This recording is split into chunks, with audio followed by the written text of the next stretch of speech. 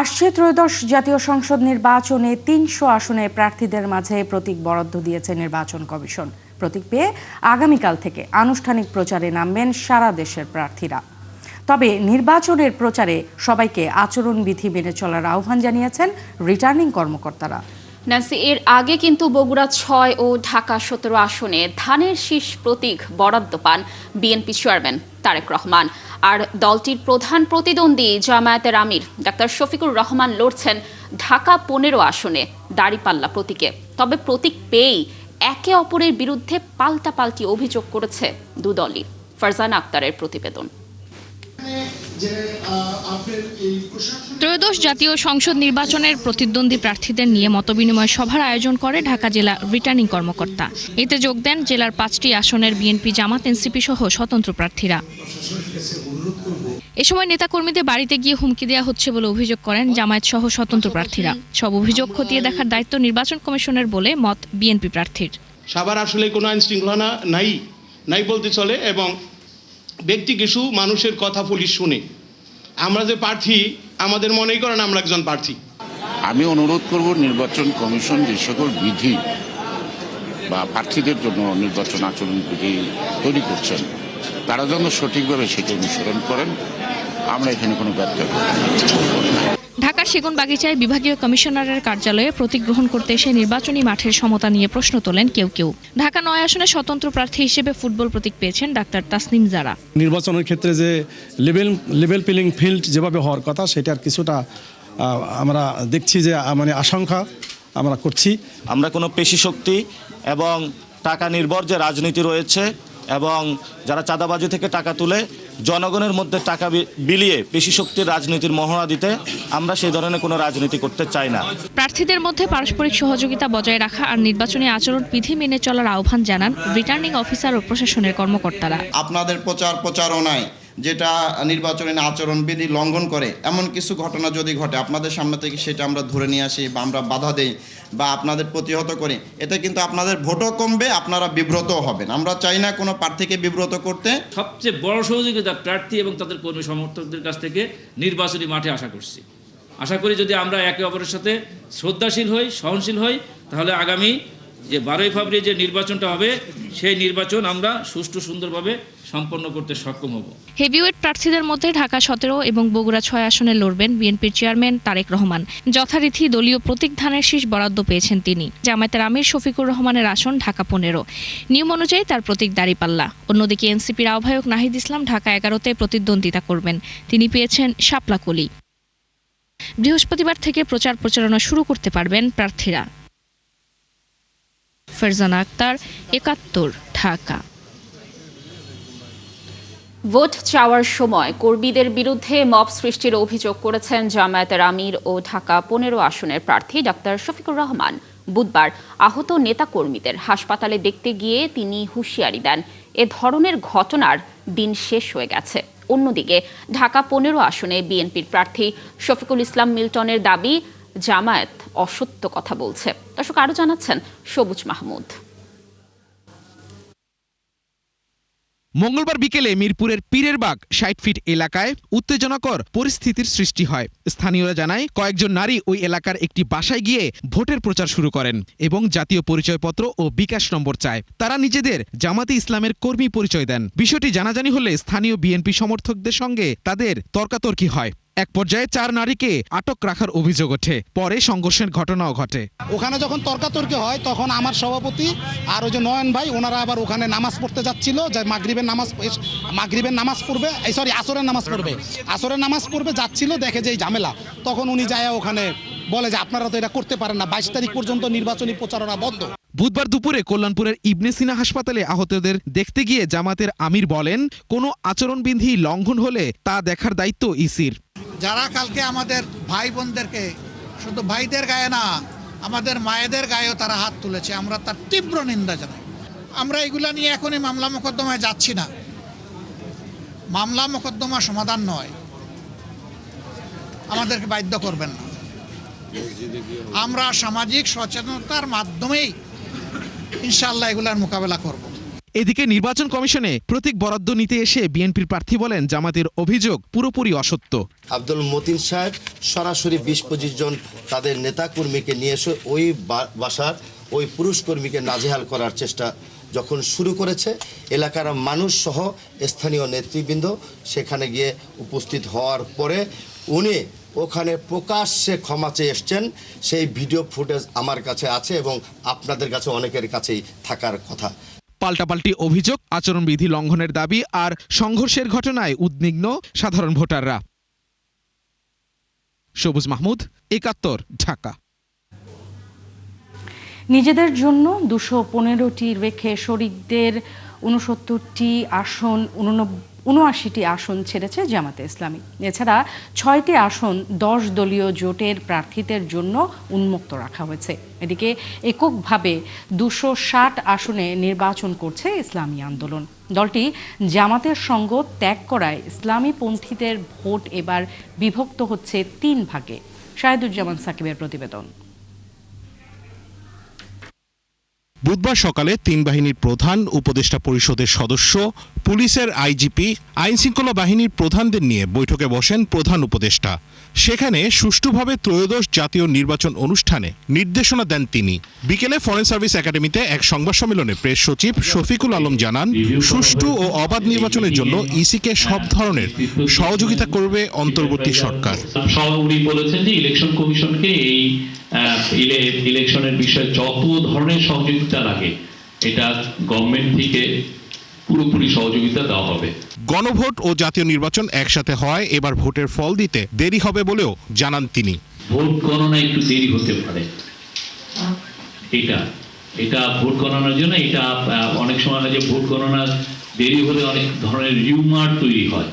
হ্যাঁ, কিন্তু আজকে জানানো হয়েছে যে ভোট গণনা, এটার কারণ হচ্ছে আপনারা জানেন যে শুধুমাত্র তো ইলেকশনই হচ্ছে না, সাথে একটা রেফারেন্ডামও হচ্ছে। তো ফলে এইটা দুইটা ভোট কাউন্টই একসাথে চলবে। প্রেস সচিব আরও জানান, ৩০০ আসনেই নির্বাচন করার সিদ্ধান্ত নিয়েছে সরকার। এবারের নির্বাচনে ১ লাখের বেশি সেনা সদস্য সহ ৯ লাখ আইন শৃঙ্খলা বাহিনী ও নিরাপত্তা বাহিনীর সদস্য মোতায়েন থাকবে। এই প্রথমবারের মতো ১ লক্ষ সেনাবাহিনীর মেম্বার থাকবেন। বাংলাদেশ নৌবাহিনীর ৫,০০০-এর উপরে থাকবেন, বাংলাদেশ বিমান বাহিনীর ৩,৭৩০ জনের উপরে থাকবেন, আর বর্ডার গার্ডের থাকবেন প্রায় ৩৮,০০০, র্যাবের থাকবেন প্রায় ৮,০০০ এবং ফায়ার সার্ভিস সিভিল ডিফেন্স অধিদপ্তরে থাকবেন আরো ১৩,৩৯০ জন। নির্বাচনে কেন্দ্রে ঝামেলা এড়াতে ২৫,৫০০টি বডি ক্যামেরা ব্যবহার করা হবে। ৪২,৭৭৯টি ভোট কেন্দ্রে ২,৪৭,৪৯৯টি বুথ থাকবে। রাশেদ আনিস, একাত্তর, ঢাকা। দর্শক, আমরা রাশেদ আনিসের প্রতিবেদনটি দেখছিলাম। বিএনপি চেয়ারম্যান তারেক রহমানের সিলেট সফরের মধ্য দিয়ে নির্বাচনী প্রচারণা শুরু হতে যাচ্ছে। নির্বাচনী প্রচারণার শুরুর প্রথমের রাত ১২টার পর হযরত শাহজালাল রাদিয়াল্লাহু তাআলা আনহুর মাজার জিয়ারতের মধ্য দিয়ে এই প্রচারণা শুরু হবে। তারেক রহমানের সিলেট সফরের খবর রাখছেন আমাদের সহকর্মী ফরহাদ ইবনে মালেক। আমরা যুক্ত হচ্ছি তার সাথে। ফরহাদ, তারেক রহমানের সিলেট সফরের সর্বশেষ কি তথ্য রয়েছে আপনার কাছে? নেতাকর্মীদের উচ্ছ্বাস উদ্দীপনার বিষয় একটু জানতে চাই আপনার কাছে।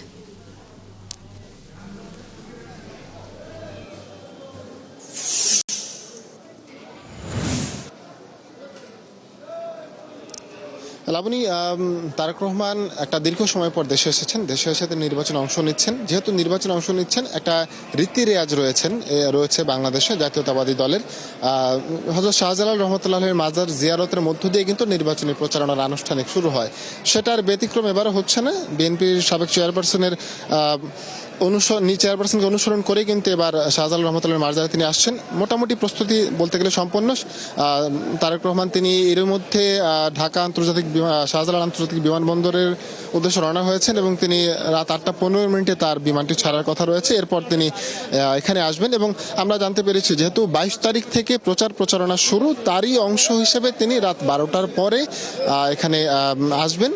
তিনি মাজার জিয়ারত করবেন এবং মাজার জিয়ারত শুধু না, মাজার জিয়ারতের পর তিনি কিন্তু কিন্তু ঢাকায় পৌঁছানোর সময় যে 7টি জেলা রয়েছে সিলেট সহ এই 7টি জেলা তিনি একে একে ভ্রমণ করবেন এবং 7টি জেলাতে ছোট ছোট করে তিনি 7টি সমাবেশ করবেন। খুব ছোট করে যদি আমি জানাতে চাই, সকালবেলা তিনি এখানে আলিয়া মাদ্রাসা মাঠে প্রথম সমাবেশটি করবেন, এরপর তিনি হবিগঞ্জ যাবেন, হবিগঞ্জের শায়েস্তাগঞ্জে তিনি মৌলভীবাজারের মাঠে একটি সমাবেশ করবেন, শায়েস্তাগঞ্জের উপজেলার প্রস্তাবিত মাঠ যেটা রয়েছে সেখানে তিনি সমাবেশ করবেন, ব্রাহ্মণবাড়িয়া একটা সমাবেশ, নরসিংদীতে সমাবেশ, কিশোরগঞ্জের ভৈরবে সমাবেশ এবং সর্বশেষ নারায়ণগঞ্জের সমাবেশের পর তিনি রাতের দিকে ঢাকায় পৌঁছবেন। আমরা একটু ছোট করে দু একজন মানুষ যারা রয়েছেন তাদের সাথে একটু ছোট করে আমরা একটু কথা বলার চেষ্টা করবো। আসলে তারা এখানে এসেছেন, আপনাকে জানতে চাই যে কোথা থেকে এসেছেন, আপনি কি এলাকার স্থানীয় কিনা?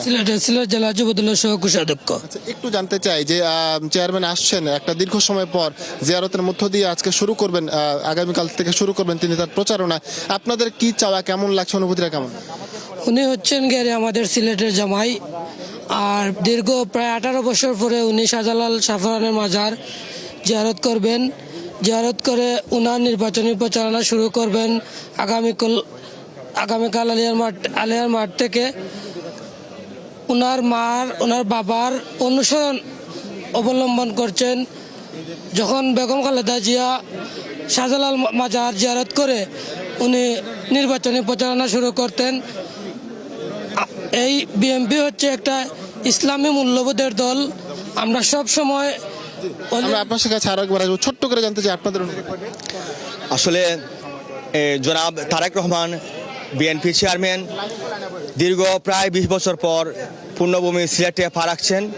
সিলেটবাসী গভীর আনন্দের সাথে, অত্যন্ত আনন্দের সাথে ওনাকে বরণ করে নিচ্ছে। প্রতীক্ষা প্রহর গুনছে যে কোনো মুহূর্তে উনি হযরত শাহজালাল মাজার মসজিদে উপস্থিত হবেন জিয়ারতের জন্য। তারপর আগামীকালকে আনুষ্ঠানিকভাবে নির্বাচনের প্রচারণা শুরু হবে। ধন্যবাদ আপনার কাছে আরো একবার, আমরা আশা করি আসবো।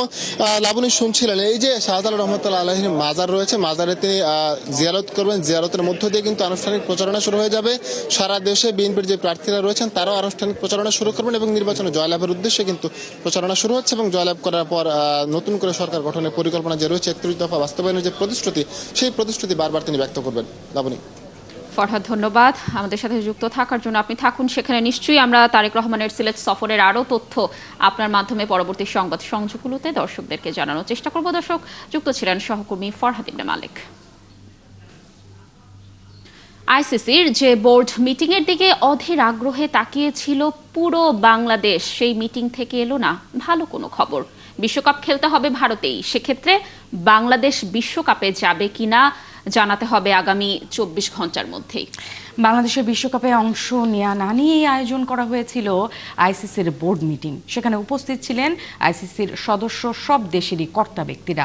বোর্ড মিটিংয়ে বাংলাদেশের বিশ্বকাপে যাওয়া না যাওয়ার ইস্যু নিয়ে ক্রিকেট ভোটাভুটির আয়োজন করে আইসিসি।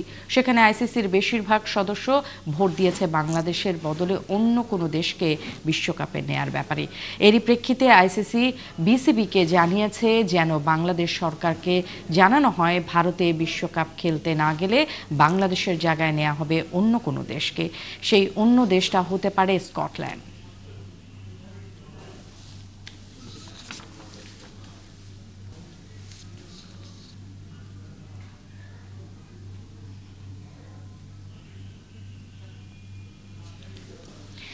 ভারতীয় সরকারি চাকরিজীবীদের পরিবারের সদস্যদের বাংলাদেশ থেকে তুলে নেয়ার দেশটির সিদ্ধান্ত ওভার রিয়্যাক্ট বলে মন্তব্য করেছেন পররাষ্ট্র উপদেষ্টা ডক্টর তৌহিদ হোসেন। বিবিসি হিন্দিকে দেওয়া সাক্ষাৎকারে তিনি বলেন, ভারতের কোনো নাগরিকের নিরাপত্তা বিঘ্ন হওয়ার একটিও প্রমাণ নেই। এদিকে ভারতীয় সাংবাদিক তরুণ ঘোষ মনে করছেন দিল্লির এই সিদ্ধান্তের বার্তা বাংলাদেশের জন্য সুখকর নয়। আর নিরাপত্তা বিশ্লেষক অবসরপ্রাপ্ত মেজর জেনারেল নাইম আশফাক চৌধুরী বলেছেন, নির্বাচন সামনে রেখে ভারতের সিদ্ধান্ত বিশ্বে ভিন্ন বার্তা দেবে। নূর নবী সরকারের রিপোর্টে দেখুন বিস্তারিত।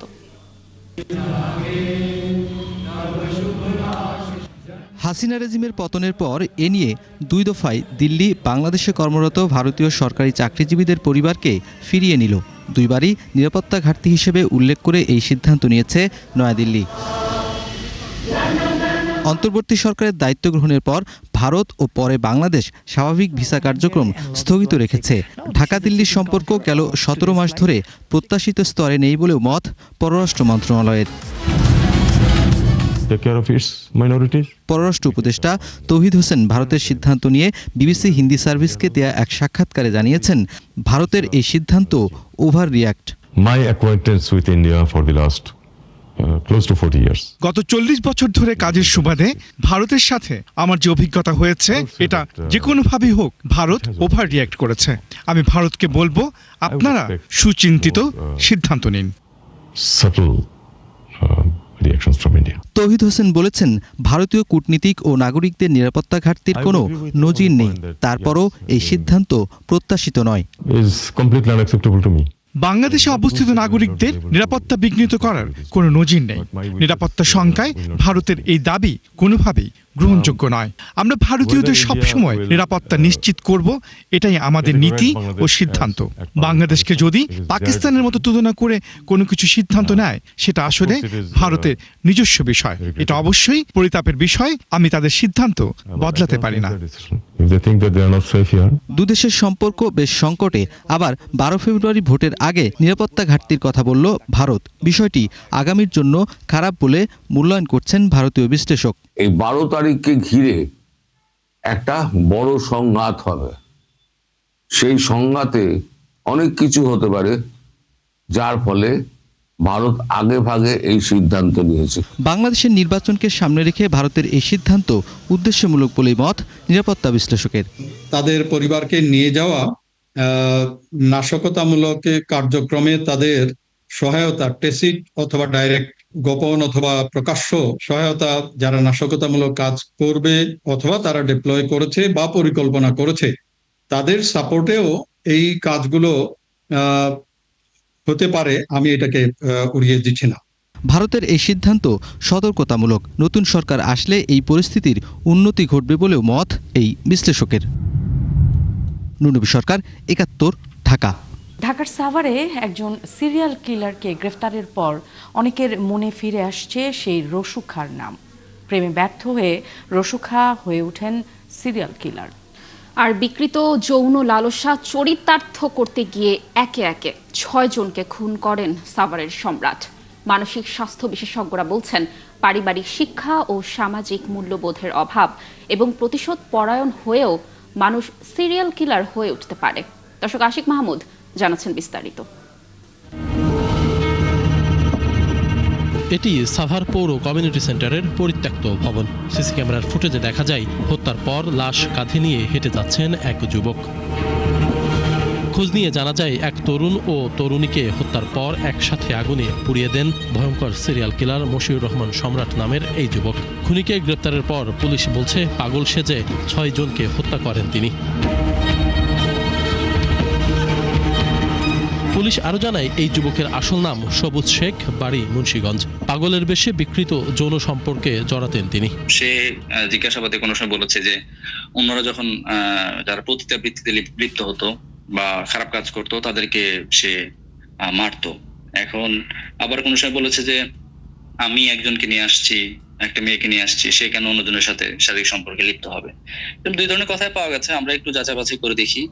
আর যেহেতু বিজ্ঞ আদালতে সে স্বীকারোক্তিমূলক জবানবন্দি দিয়েছে, তো আমরা সবগুলো মিলে হয়তো তদন্ত শেষে হয়তো আরো বিস্তারিত বলতে পারবো। এই 6 খুনের ঘটনায় সম্রাটকে গ্রেপ্তারের পর অনেকের মনে ফিরে এসেছে সেই রসুখার নাম। 18 বছর আগে সিরিয়াল কিলার হিসেবে আলোচনায় উঠে এসেছিলেন চাঁদপুরের এই রসুখা। প্রেমে ব্যর্থ হয়ে 2007 থেকে 2009 সালের মধ্যে তিনি একে একে 11 নারীকে ধর্ষণের পর হত্যা করেছিলেন। 11 বছর আগে চাঁদপুরে এক পোশাক শ্রমিককে হত্যার দায়ে রসুখার ফাঁসির আদেশ দেন আদালত। এই মৃত্যুদণ্ডাদেশ হাইকোর্টও বহাল রাখে। তবে ফাঁসির সেই আদেশ এখনো কার্যকর হয়নি। রসুখা এখন গাজীপুরের কাশিমপুর হাই সিকিউরিটি কেন্দ্রীয় কারাগারে আছেন। কি কারণে মানুষ এমন সিরিয়াল কিলার হয়ে ওঠে তা জানালেন মানসিক স্বাস্থ্য ইনস্টিটিউটের এই চিকিৎসক। আমাদের বাস্তব জীবনেও আমরা দেখি যে অপরাধ করে, অন্যায় করে পার পেয়ে যাচ্ছেন। এটাও কিন্তু আরেকটা অপরাধকে আপনার উৎসাহিত করে যে ওকে ফাইন, এবং নিজের একটা গ্র্যাটিফিকেশান লাভ করে অনেকে অন্যায় করে, অর্থাৎ আনহেলদি ওয়েতে সে গ্র্যাটিফিকেশানটা পায় অন্যায়ের। এইভাবে কিলিং বা র্যাপ এগুলি করে করেও এক একজন তার নিজের সেলফ স্টিমটাকে বুস্ট আপ করে। ব্রেনে নিউরোকেমিক্যাল চেঞ্জের কারণেও হতে পারে। তারপরে এনভায়রনমেন্ট অর্থাৎ জেনেটিক যদি লোডিং থাকে, পারিবারিকভাবে যদি ক্রিমিনাল হিস্ট্রি থাকে, সেই বাচ্চা যেই পরিবেশে বড় হয় সেটা দেখেও সে শিখে। ফলে কিছু হচ্ছে সাইকিয়াট্রিক ডিজঅর্ডারের কারণে একটা সংখ্যকের হতে পারে, আরেকটা হচ্ছে তার সোশ্যাল লার্নিং, তার ব্যক্তিত্বের ধরন, তার আপব্রিঙ্গিং, তারপর সোশ্যাল কালচারাল অর্থনীতি, এসব নিয়ে মোটামুটি একটা এই বিভিন্ন কারণ এটাতে জড়িত থাকে আর কি। সঠিক চিকিৎসা ও সামাজিক সচেতনতা এই ধরনের মানুষকে স্বাভাবিক জীবনে ফিরিয়ে আনতে পারে বলেও মত এই বিশেষজ্ঞের। আশিক মাহমুদ, ৭১, ঢাকা। দিন বদলেছে, কিন্তু বদলায়নি গাইবান্ধার নারীদের জীবনের বাস্তবতা। কৃষি নির্ভর এই জেলার নারীদের জীবনে পৌঁছায়নি উন্নয়নের ছোঁয়া। তবে এবার পরিবর্তিত পরিস্থিতিতে ভোট নিয়ে ভাবছেন তারা। এখানকার নারী ভোটাররা চান এমন একজন নেতৃত্বে আসুক যিনি তাদের উন্নয়নের কথা ভাববেন। শামীম আল শামের তথ্য ছবিতে দেখুন প্রতিবেদন। কৃষি নির্ভর জেলা গাইবান্ধায় নেই ভারী শিল্প কারখানা, তাই জেলার নারী পুরুষের মূল জীবিকা কৃষিকাজ। সেখানেও শ্রম মজুরির বৈষম্যের শিকার হন নারীরা। উন্নয়নের এই সীমাবদ্ধতার সবচেয়ে বড় বোঝা বইতে হয় এখানকার নারীদের। তবে এবার ভাবনার কিছুটা হলেও বদল হচ্ছে নারীদের। নারীরা এখন তাদের অধিকারের পাশাপাশি নির্বাচন নিয়েও ভাবছেন। তারা চান এমন সরকার আসুক যারা নারীদের শিক্ষা ও কর্মসংস্থানের দিকে নজর দেবে। সমান তো মজুরি পাইনি, কিন্তু নারী পুরুষ সমান অধিকারে আছে, কিন্তু ওই অধিকারটা আমাকে দেয় না। দেখ ভালো চোখে দেখে না, পুরুষ দেখ ভালো চোখে দেখে, আমাদের ভালো চোখে দেখে না। তাই আমরা বলছি আমাদের পুরুষের মতন আমাদের কোজন দেখে, যে সবার সুরক্ষা নিশ্চিত করতে পারবে। আর কর্মসংস্থান তো অবশ্যই দরকার। মা বোন খালা যারা যেখানে যেভাবে স্বাধীনভাবে চলাফেরা করতে পারবে, দেখা যাবে যে তাকেই আমরা সাপোর্ট দেব এবং তার হয়ে আমরা কাজ করব।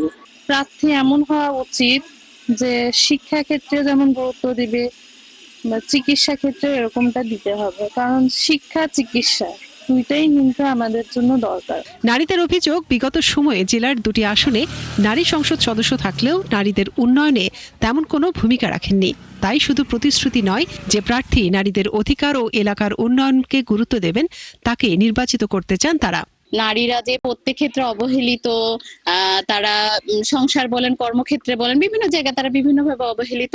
আমরা চাচ্ছি যে আমাদের এখানে এমন একজন আসুক প্রার্থী যে আমাদের নারীর ক্ষমতায়নে কাজ করবে। আমরা গাইবান্ধার নারীরা আমরা শুধু তাকেই ভোট দেবো যারা নারী নির্যাতন, শিশু নির্যাতন থেকে অবহেলিত হয়েছে, তাদেরকে সঠিক বিচার পাবে, শুধু তাদেরকে ভোট দিব আমরা। গাইবান্ধা জেলায় এবার মোট ভোটার 21,90,400 জন, যেখানে নারী ভোটারের সংখ্যা 11,07,948 জন।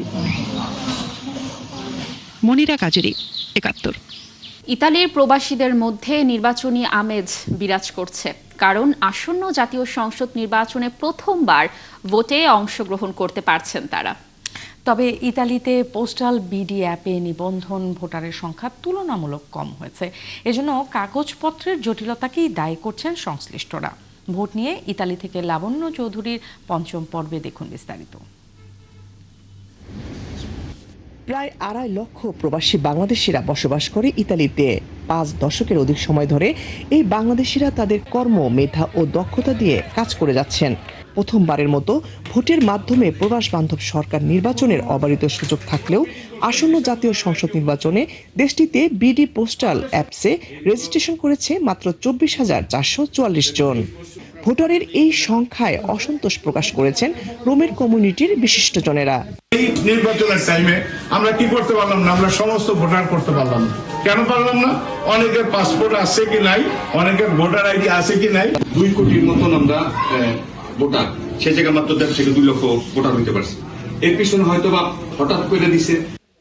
বাংলা প্রেস ক্লাব ইতালির আয়োজনে সরকার হোক প্রবাস বান্ধব, প্রবাসীদের ডকুমেন্ট সংক্রান্ত জটিলতার হোক অবসান শীর্ষক আলোচনায় উঠে আসে প্রবাসীদের ভোটাধিকার প্রয়োগের ভোটার আইডি কার্ড সংরক্ষণের অন্তরায় ছিল ডকুমেন্ট সংক্রান্ত জটিলতা। পাসপোর্টের মধ্যেই কিন্তু আপনার ভোটার করতে পারতো। সরকার যেটা প্রথমবারের মতন যেটা এটা আয়োজন করছে, যে সিস্টেমটা আমার মনে হচ্ছে সিস্টেমটা একটু জটিল। সেই সঙ্গে প্রবাসীদের ডকুমেন্ট সংক্রান্ত জটিলতাগুলোর আশু সমাধানের মাধ্যমে আগামী নির্বাচনে বেশি সংখ্যক প্রবাসী ভোটারের অংশগ্রহণ নিশ্চিত করতে কার্যকরী পদক্ষেপ গ্রহণের আহ্বান জানিয়েছেন নতুন সরকারকে। আমরা অনেক প্রবাসী, আমি নিজেও কিন্তু আমার একটা অক্ষরে তাহলে আমি ভোটার হতে পারি। একটু কাজ করেন, করে আমরা যেন ভোটের মাধ্যমে আমাদের কথা বলতে পারি, আমাদের জায়গাটা রাখতে পারি। ওই পর্যন্ত একটু আমাদের যাইতে হবে, কষ্ট করে যেতে হবে, কারণ আমরা আমাদের কথা ভাববো না, আমরা আসলে আমাদের সন্তানদের লাবণ্য চৌধুরী, ৭১। দর্শক, চলছে সংবাদ সংযোগ। সরাসরি সংবাদ ও অনুষ্ঠান দেখতে চোখ রাখুন ৭১-এর ফেসবুক পেজে এবং সাবস্ক্রাইব করুন ৭১-এর ইউটিউব চ্যানেল। থাকুন ৭১-এর সাথে।